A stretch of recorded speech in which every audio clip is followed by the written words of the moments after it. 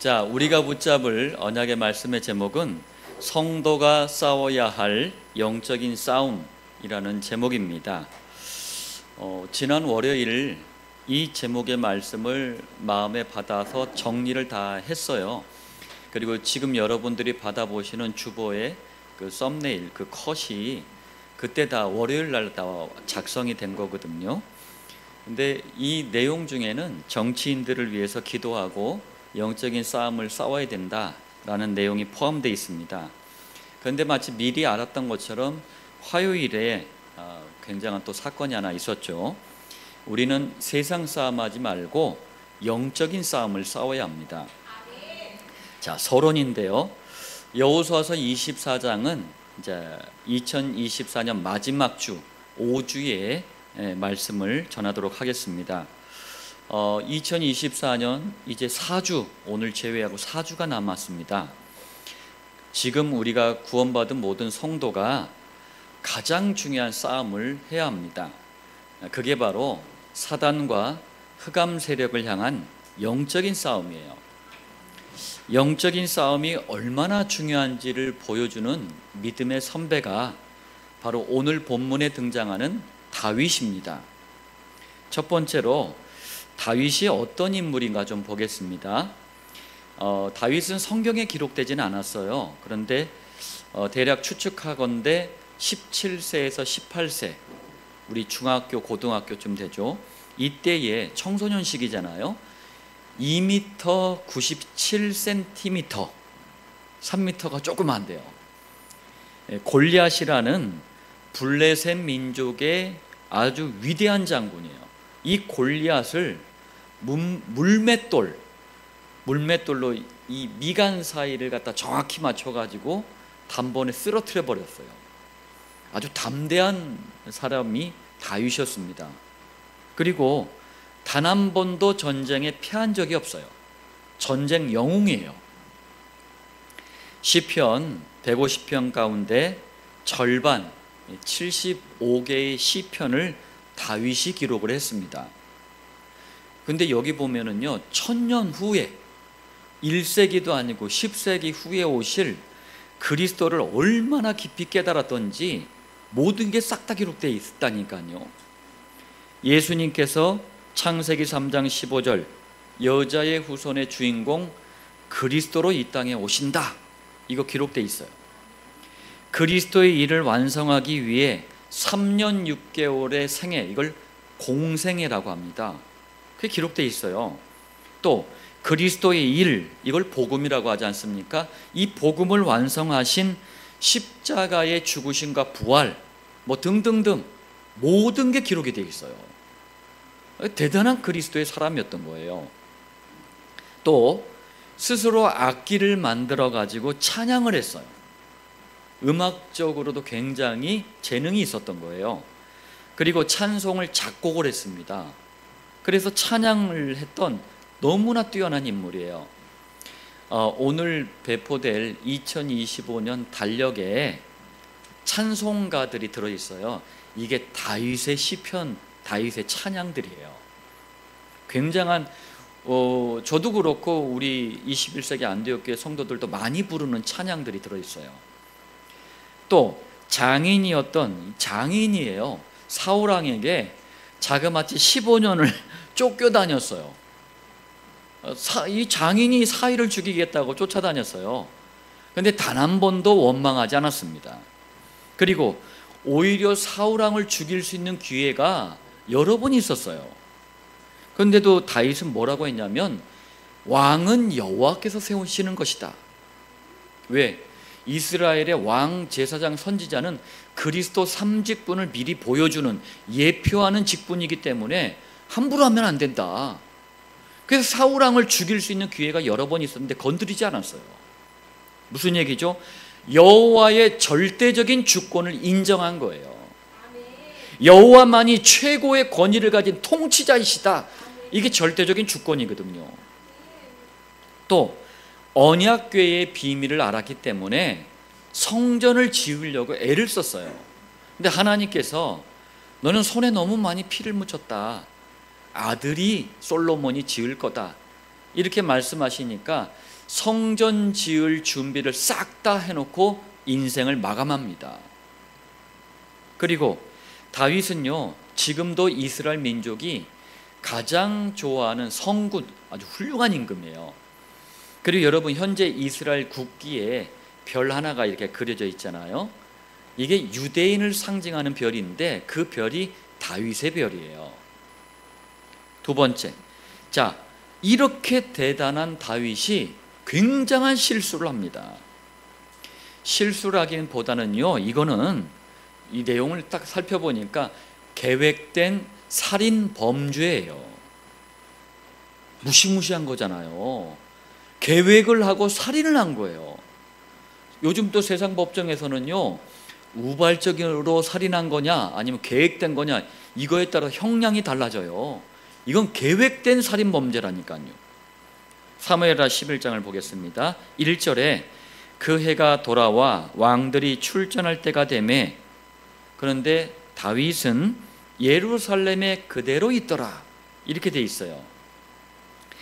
전쟁이 벌어지면 가장 앞장서서 싸웠던 다윗이 암몬 민족과 전쟁이 벌어졌는데 무슨 일인지 전에는 한 번도 이런 적이 없는데 출전을 하지 않아요.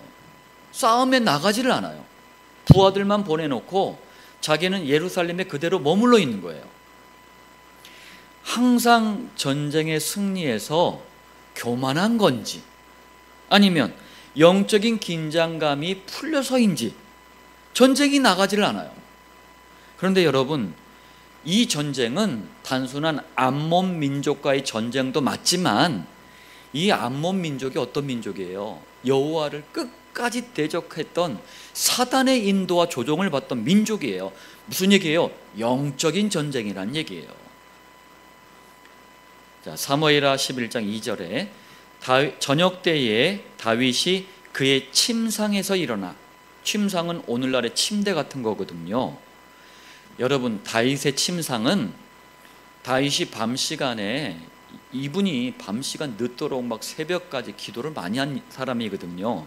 그래서 밤 시간에 중요한 때마다 일어나 가지고 깊은 기도 속으로 들어갔던 정시 기도의 장소가 다윗의 침상이었어요. 시편에 이런 표현들이, 그래서 침상 얘기가 많이 나와요. 시편 6편 6절에도 내가 탄식함으로 피곤하여 밤마다 눈물로 내 침상을 띄우며 내 요를 적시나이다. 깊은 기도 속에 흘린 눈물 때문에 침대도 젖고 그 침대에 까는 요라고 하죠. 침구, 이것도 다 젖었다는 얘기예요. 이게 다윗의 침상이었단 말이에요. 그런데 이 날은 다른 목적으로 침상에서 일어난 거예요. 사무엘하 11장 2절에 저녁 때에 다윗이 그의 침상에서 일어나 왕궁 옥상에서 거닐다가 그곳에서 보니 한 여인이 목욕을 하는데 심히 아름다워 보이는지라. 영적으로 긴장감이 풀리거나 영적인 싸움에서 지잖아요. 그러면 언제나 다른 눈이 열리게 돼요. 창세기 3장을 한번 보세요. 하와가 복음의 역할을 상징하는 이 선악과를 볼 때 마귀에게 속으니까 어떻게 됐어요? 다른 눈이 열리는 거예요. 저도 예전에 한번 동네에서 친구들하고 노는데 친구 녀석이 그러는 거예요. 재밌는 볼거리가 있다는 거예요. 그래가 뭐냐 그랬더니 친구들하고 전부 다 그냥 가본 거예요. 그랬더니 목욕탕 앞으로 가더라고. 그런데 목욕탕 뒤쪽으로 돌아가면은요, 이렇게 막 돌 같은 걸 놓으면은 여탕을 볼 수 있는 그걸 갖다가 딱 찾아냈나 봐요. 같이 보자는 거예요. 뭐 봤는데 뿌옇게 연기가 막 목욕탕 안에 막 뜨거운 물 때문에 하나도 못 봤어요. 봤다는 얘기 아닌데 다른 눈이 열려요. 그러면 사무엘하 11장 3절에 보니까 다윗이 사람을 보내 그 여인을 알아보게 하였더니 누구라고 하죠? 마지막에 우리아의 아내 밧세바가 아니니까. 누군지 알아봤더니 하필 자기의 충성스러운 신하 우리아의 아내 밧세바였어요. 그럼 여러분 여기서 스탑 해야 되는 거예요. 그런데 11장 4절에서 5절 보니까 멈추지를 못해요. 밧세바를 데려다가 잠자리를 하고 임신을 시킵니다. 사탄과 영적 싸움에서 지잖아요. 나쁜 일인 줄 알면서도 쉽게 멈추지를 못해요. 이게 성경적이지 않은 거, 복음적이지 않은데도 쉽게 멈춰지지가 않아요. 왜? 사단에게 장악이 돼버려서 그래요. 11장 6절로 13절에 보니까 다급해진 거예요. 다윗은 우리아를 불러서 전쟁을 멈추고 집으로 돌아와라. 우리아를 불러가지고 얘기를 해요. 그러면서 집에 가서 쉬면서 아내를 잘 보살피라고 명령까지 합니다. 영적인 싸움에서 지잖아요. 그러면 잔꾀가 나오고 곤모술수가 나오고 잔머리를 따르는 이 인본주의가 자꾸 나오는 거예요. 어쨌든 집에 가서 이 부부가 잠자리를 해야 되는 거예요. 왜? 그래야지 임신을 시킨 장본인이 다윗이 아니라 우리아가 되잖아요. 그러니까 어떻게든 속여보려고 했던 거예요.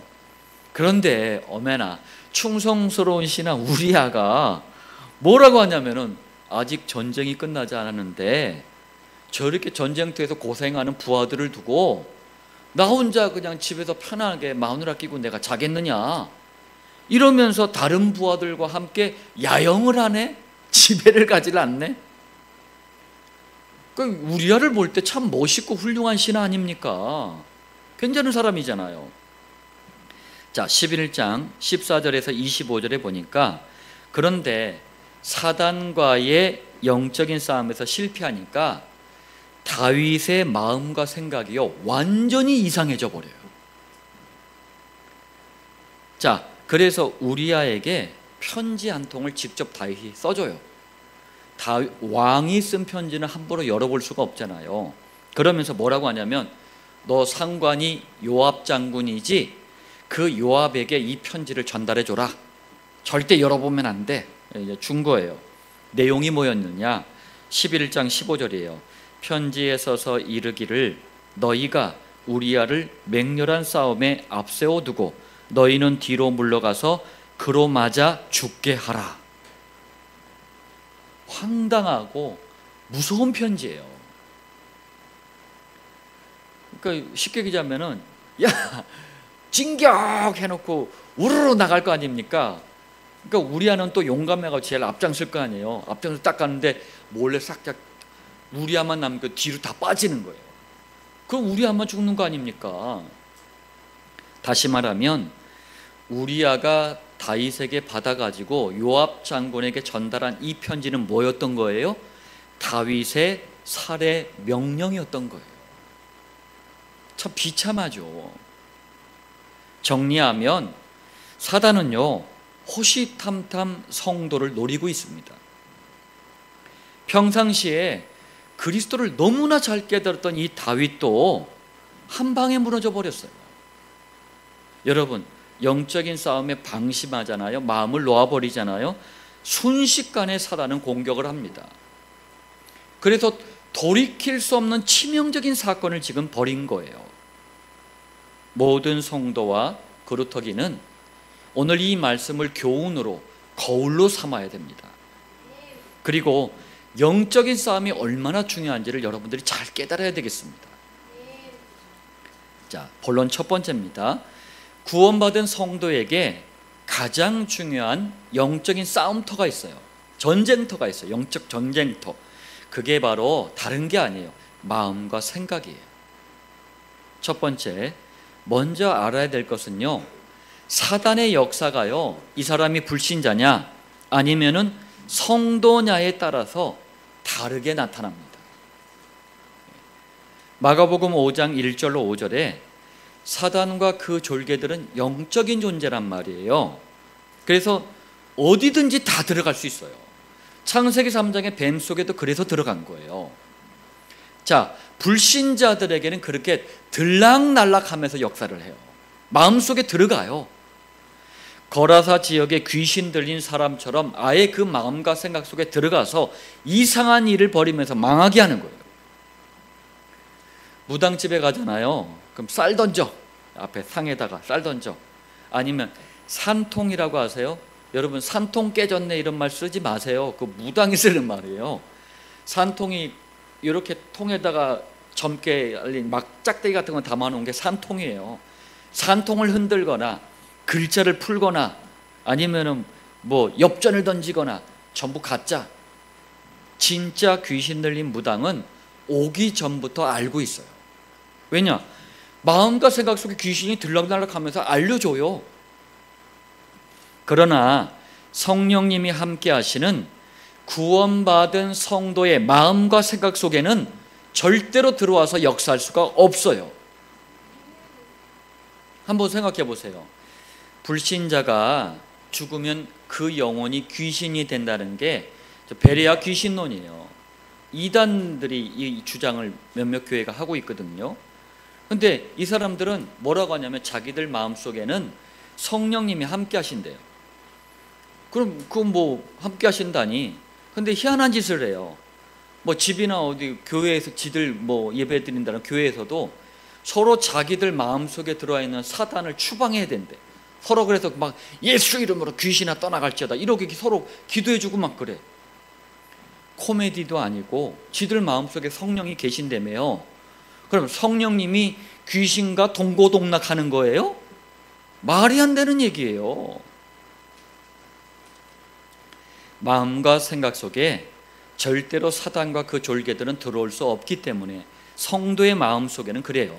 그래서 어떻게 하느냐? 성도의 약점, 또 다른 것을 자꾸 이용을 해요. 그러면서 이 성도의 마음과 생각을 염려하게 만들고 또 혼란스럽게 만들고 불신앙하게 만들고 두려움에 빠뜨리는 거예요. 여러분들과 또 제가 가지고 있는 약점이 있잖아요. 연약함 이거 있잖아요. 그걸 자꾸 건들면서 자꾸 염려하게 만드는 거예요. 두 번째, 정말 심각한 건 이겁니다. 교회는 다니는데 복음만 빠져 있어. 복음만 희미해. 이분들을 교인이라 그래요. 교인들은 그 마음과 생각이 복음, 기도, 전도를 방해하는 사탄의 놀이터가 돼버려요. 이거 너무 심한 얘기 아닙니까? 그런데 성경과 교회사를 보세요. 지금도 보세요. 언제든지 복음과 기도, 전도를 방해한 건 불신자가 아니에요. 교인들이 방해했어요. 무서운 얘기예요, 이거는. 구약의 대표적인 인물이 사울왕이에요. 여러분, 골리앗 때문에 위기에 빠졌던 이스라엘을 살린 사람이 다윗 아닙니까?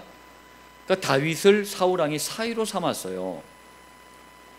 그런데 희한하게 다윗은 전쟁에만 나가면은 지지를 않네. 백전백승이야. 그럼 정상적인 왕이라면 마음과 생각이 얼마나 든든하겠습니까? 야, 내 사위 하나 가지고 대단하구나. 그런데 전쟁에서 이기고 돌아오는 다윗을 향해서 이스라엘 백성들이 사무엘상 18장 6절로 9절에 보니까 사울이 죽인 자는 천천히요, 다윗은 만만이로다 이럽니다. 사울은 뭐 한 1000명 죽였네. 다윗은 뭐 10,000명, 뭐 만만이란 만 곱하기 만이에요. 어마어마한 걸 죽였다는 얘기잖아요. 이 말 한마디에 사단에게 속아버려요. 누가? 사울왕이. 마음과 생각이 이상해져 버립니다. 무슨 말이에요?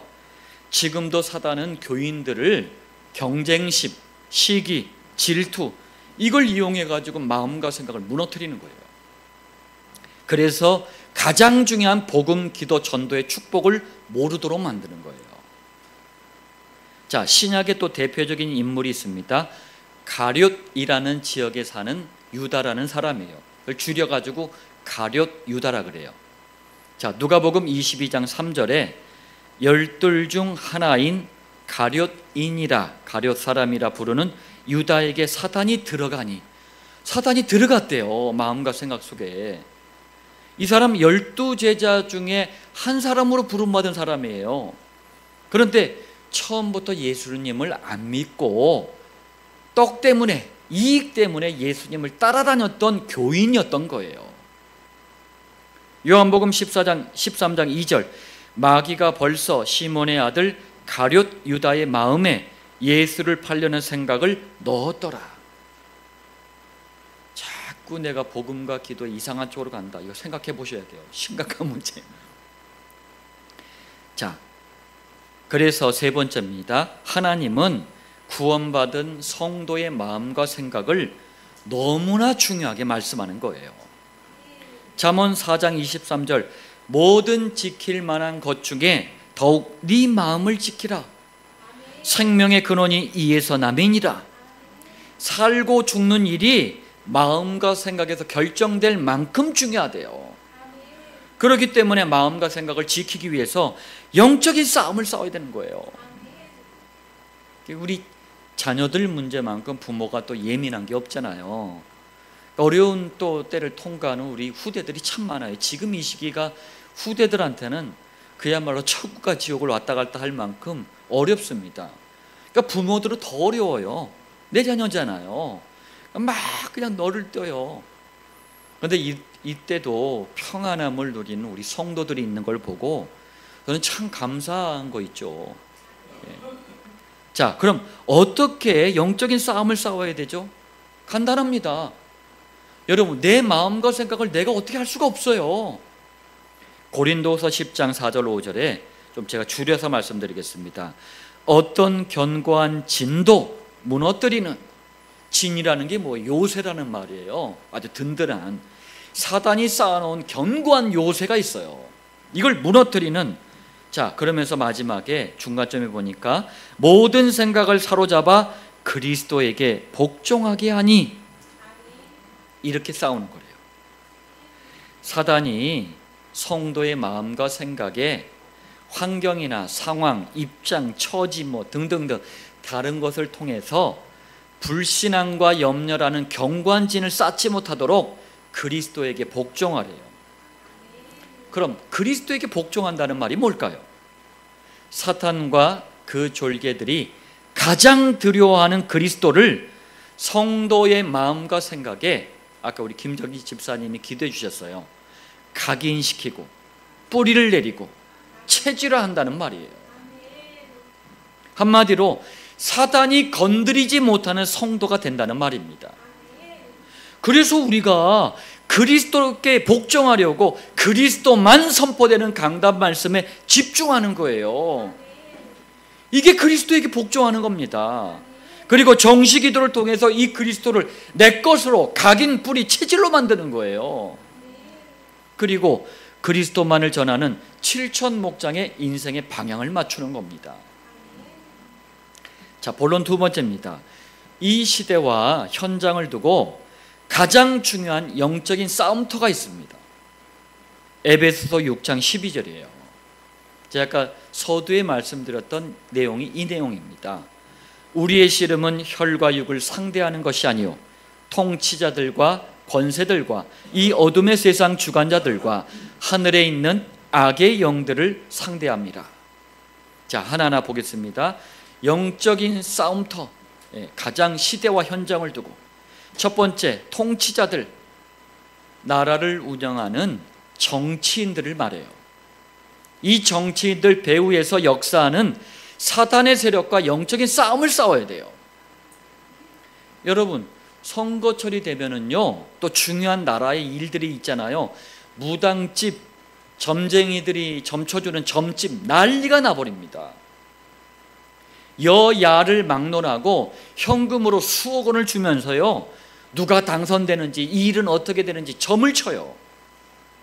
그리고 정치인들 중에 상당수가 심지어는요, 오늘 내가 어떤 양복을 입고 어떤 넥타이를 매야 되는지 무당한테 물어보는 거 있죠.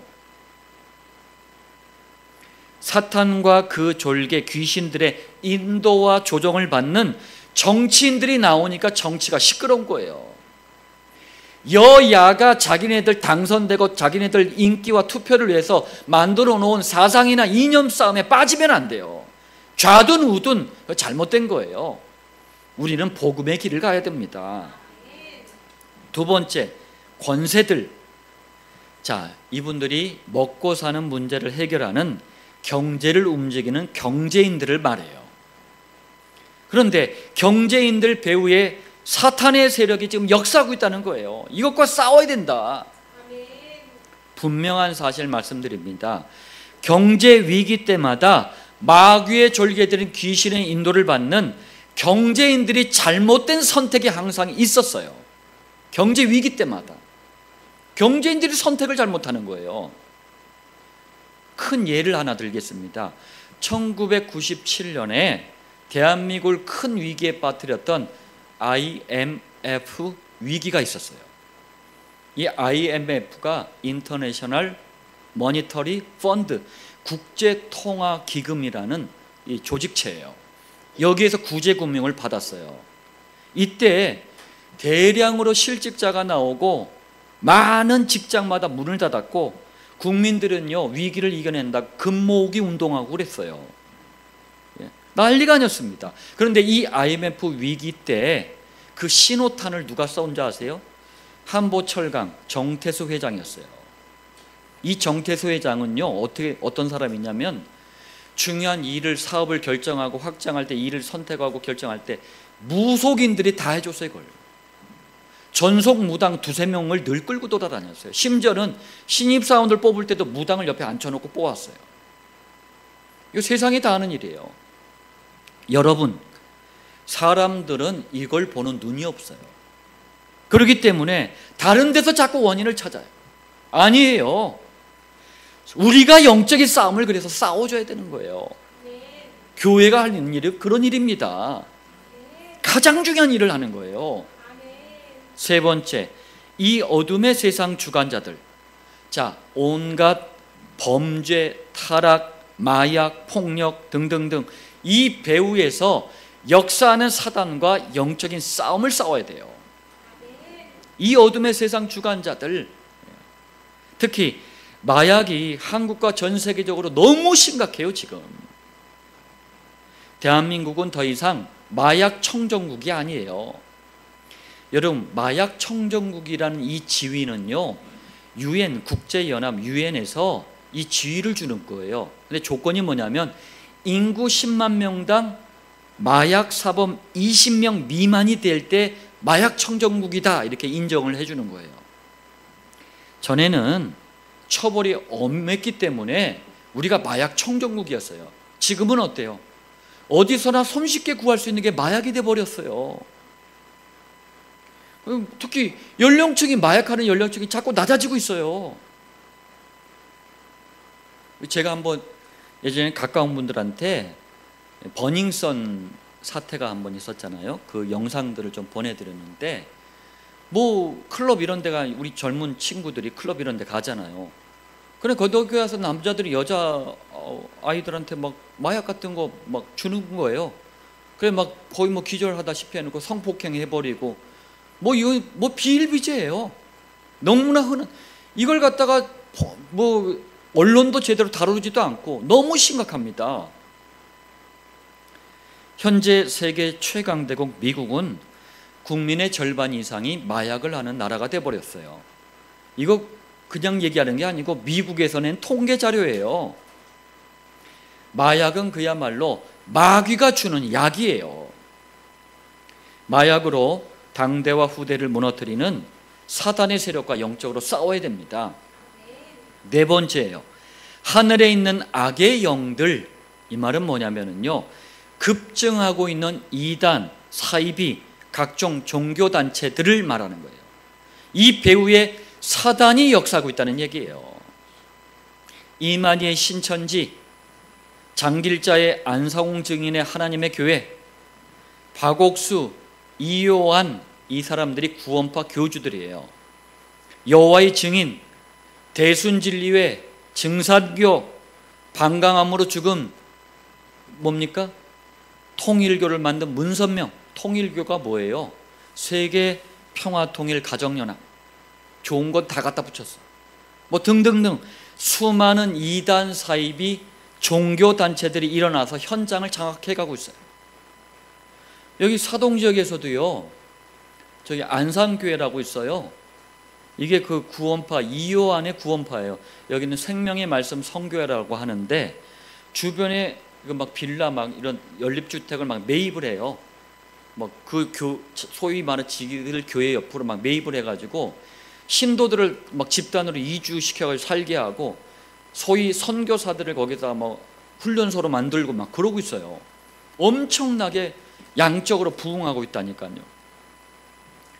그런데 이들과 영적인 싸움을 싸워야 되는 목사들, 교인들은 다른 것에 관심을 가지고 있어요. 이 사실을 아는 우리가 그래서 영적으로 싸워줘야 돼요. 본론 세 번째입니다. 그렇다면 하나님께서 보실 때 영적인 싸움에 있어서 가장 중요한 곳이 어딜까요? 그게 교회예요. 자, 왜 그런지 보겠습니다. 첫 번째, 교회는요 한 시대를 살릴 수도 있지만 반대로 그 시대를 망하게 할 수도 있어요. 이게 무슨 말이냐면요, 교회가 오직 복음으로 하나가 되잖아요. 전부 다 살릴 수 있습니다.